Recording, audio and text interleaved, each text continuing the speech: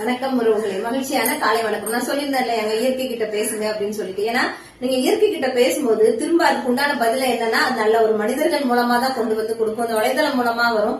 ஏதோ ஒரு குழப்பத்துல இருக்கீங்க, நீங்க வந்து அதெல்லாம் சொல்லி முடிச்சிட்டீங்கன்னு வச்சுக்கோங்களேன். சொல்லி முடிச்ச உடனே ஒரு ரிலாக்ஸேஷன் கிடைக்குங்க உங்களுக்கு. கிடைச்சதுக்கு அப்புறம் நீங்க சப்போஸ் ஒரு மொபைல் எடுத்துறீங்க பாக்குறீங்க அப்படின்னா கூட அதுல வந்து நீங்க அவ்வளவு நேரம் சொன்ன விஷயத்துக்கு உண்டான பதில் உங்க மொபைல்ல வந்து காட்டும் நமக்கு. அப்படி இல்லைன்னா ஏதோ ஒரு மனிதன் நம்ம கிட்ட பேசி கூட ரொம்ப நாள் ஆயிருக்கலாம். ஆனா திடீர்னு பாத்தீங்கன்னா அவங்ககிட்ட நமக்கு ஒரு SMS வரலாம். அவங்க ஒரு விஷயம் சாதாரணமா பேசுவாங்க. பேசும்போது அது என்ன ஆகும்னா நம்ம குழம்பிட்டு இருந்ததுக்கு உண்டான பதில் அவங்க மூலமா கூட கிடைக்கலாம். ஆனா அந்த இயற்கை வந்து கண்டிப்பா மனிதர்கள் மூலமா நமக்கு இருந்த அந்த பிரச்சனையை கண்டிப்பா நிவர்த்தி பண்ணி கொடுப்பாங்க.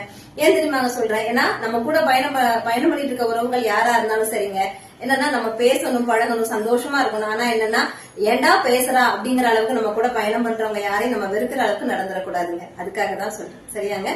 வாழ்க வளம்.